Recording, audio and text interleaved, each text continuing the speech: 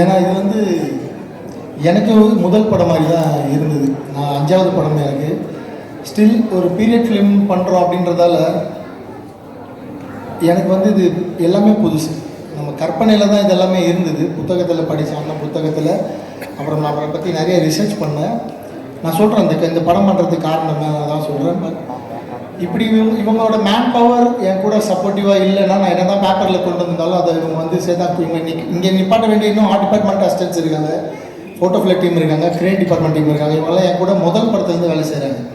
So இந்த man power எனக்கு வந்து சப்போர்ட் பண்ணலைன்னா இவங்களை யாரையுமே நான் வந்து கம்ஃபர்டபுள் ஜோனில் வச்சு ஒர்க் பண்ணிக்க முடியாது. ஸோ என்னோடய டீமுக்கு நான் இந்த இடத்துல மனமாற நான் நன்றி சொல்லுவேன். இல்லைன்னா இந்த பட்ஜெட்டில் 31 நாளுக்குள்ளே இப்படி ஒரு படம் கனவுல கூட சாத்தியமில்லை. நான் மறுபடியும் பதிவு பண்ணுறேன்.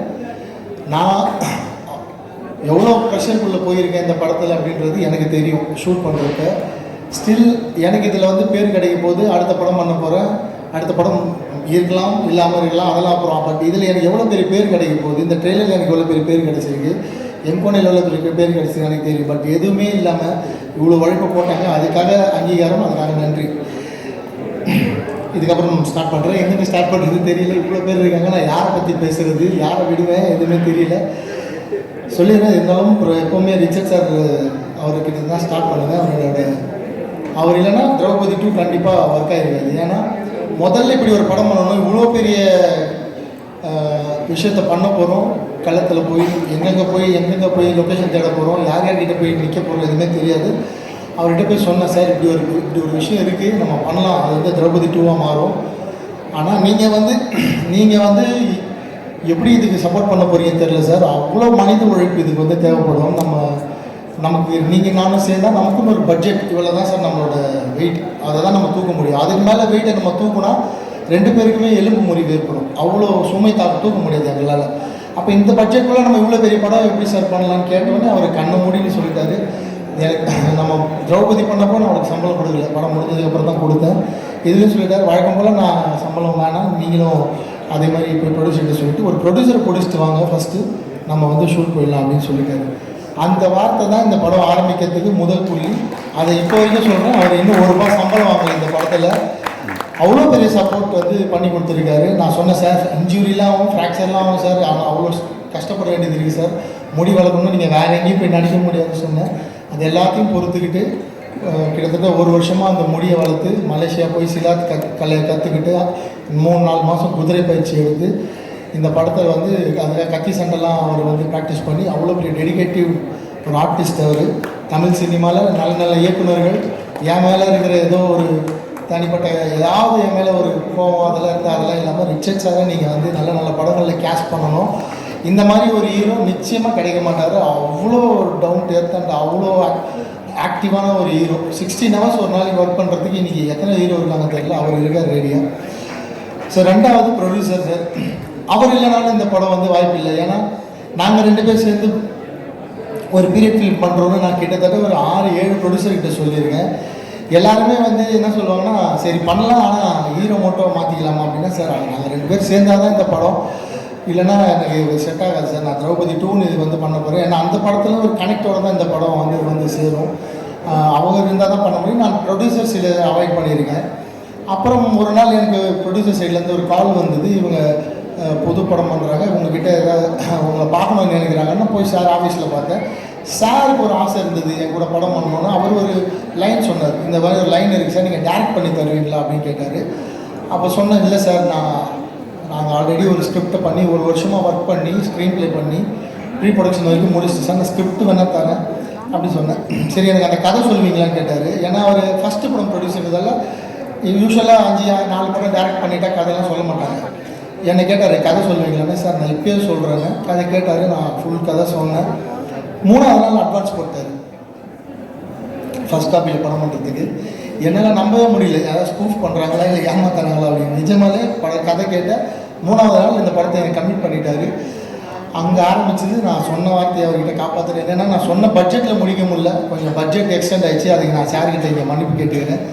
நான் சொன்னதை விட பட்ஜெட் பண்ணி ரொம்ப கூட தான் போயிருக்கு. அவருக்கு ரொம்ப மன தைரியம். இவ்வளோ பெரிய பட்ஜெட் இந்த படத்துக்கு பண்ணி இந்த மாதிரி ஒரு ஆடியோ லான்ச்சு தமிழ் சினிமாவிலே முதல் தயாரிப்பாளர்.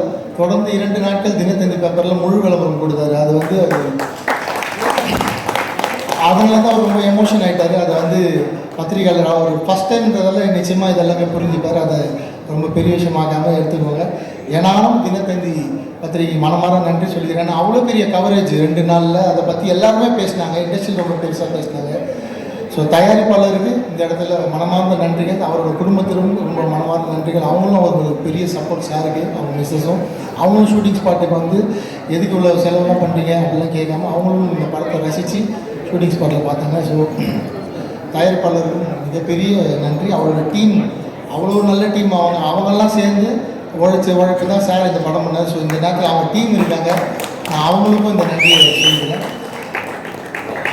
சார் பேசி முடிச்சிடறேன் சார்.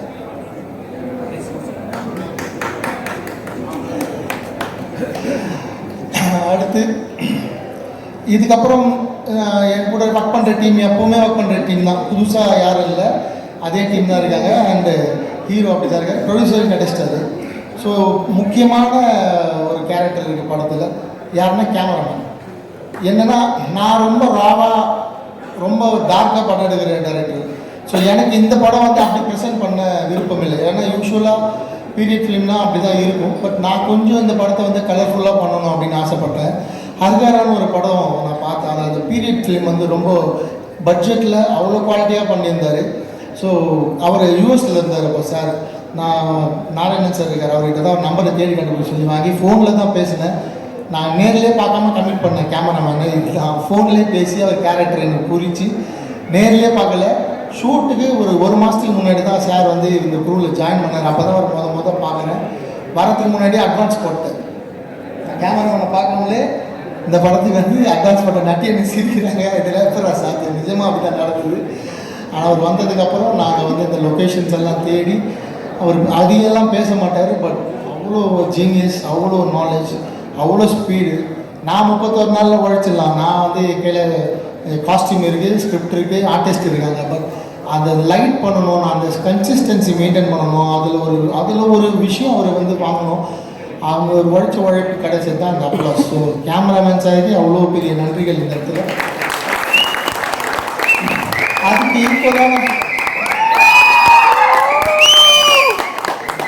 அதெல்லாம் அவங்க ஃப்ரெண்ட்ஸ். ஸோ அதுக்கு ஈக்குவலான ஒருத்தர் மனுஷனோட உழைப்பு இருக்குது. அவர் வந்து ஆர்ட் டைரக்டர். ஸோ என் கூட போன படம் தமிழ் சார் வந்து பகாசுரன் ஒர்க் பண்ணிட்டாரு. ஸோ பகாசுரனில் நாங்கள் எங்களுக்குள்ளே ஏற்பட்ட நல்ல நட்பு. இந்த படத்தில் வந்து அவர் ரொம்ப ஈஸியாக மெனக்கெடாமல் ஒர்க் பண்ணிவிட்டு ட்ரெய்லர் பார்த்துட்டு நான் தான் இந்த படத்துக்கு ஆர்ட் டைரக்டராக ஃபோன் பண்ணி கேட்டேன். ஏன்னா நாங்கள் விஎஃப்எக்ஸ் வந்து இந்த படத்தில் வந்து அவ்வளோ சேர்த்துருக்கோம். உங்களுக்கு ட்ரெய்லரில் சில ஷாட்ஸ்லாம் விஎஃப்எக்ஸ் கொஞ்சம் சுமாராக இருக்குது அப்படின்னு சொன்னீங்க. அந்த ஒரு ஷாட் தான் உங்களுக்கு தெரிஞ்சு. அது இல்லாமல் நிறைய விஎஃப்எக்ஸ் பண்ணியிருக்காங்க லைட்ஸ் ஆன் மீடியா. ரொம்ப ரொம்ப சந்தோஷம் இந்த கம்பெனிக்கு. வெங்கி சார் ஒர்க் பண்ணியிருக்காரு. அண்டு சுந்தர் சார் இருக்கார். அவங்களோட ஒர்க். அதனால தான் ஆர்ட் டைரக்டர் வந்து அப்படி ஒரு விஷயம் கேட்டார். நம்ம தான் ஒர்க் பண்ண மாட்டோம். அவங்களும் ஒரு நாள் ஷூட்டிங் ஸ்பாட்டில் இருந்து நம்ம பிளான்டாக டெக்னிக்கலாக பண்ண ஒரு படம் இன் கன்ஸ்டன்ட் பட்ஜெட். அதுதான் ரொம்ப முக்கியம். இது நான் திரௌபதி எப்படி வந்து க்ரௌட் ஃபண்டிங்கில் 45-50 லட்சத்துக்குள்ளே ஒரு படத்தை பண்ணி அவங்க கலெக்ஷனை காட்டணும். அது மாதிரி இந்த திரௌபதி 2 ஒரு நாங்கள் பிளான் பண்ண ஒரு பட்ஜெட், ஒரு பிளான் பண்ண டேஸ்க்குள்ளே ஒரு பீரியட் ஃபிலிம் பண்ண முடியும்னு நாங்கள் பண்ணியிருக்கோம். நிச்சயமாக இந்த படம் ஜெயிச்சுட்டா இது வந்து ஒரு பெரிய பெஞ்ச் மார்க்காக மாறும். பல பேருக்கு ஒரு உந்துதலாக மாறும். இப்படி ஏற்பட்ட படங்கள் இந்த மாதிரி பிளான் பண்ணிடலான்னு நான் அந்த ஹார்ட் டிஸ்க்கு வச்சுருக்கேன். 31 டேஸில் எடுத்த ஹார்ட் டிஸ்க்கு நான் வந்து டெலீட் பண்ண மாட்டேன், வச்சுருக்கேன். பிற்காலத்தில் யார் வந்து எப்படி பண்ணீங்க கேட்டாலும் நான் நிச்சயமாக அவங்களுக்கு வந்து அதை போட்டு காட்டுறேன். எப்படி ஷூட் பண்ணணும், எப்படி பிளான் பண்ணணும்.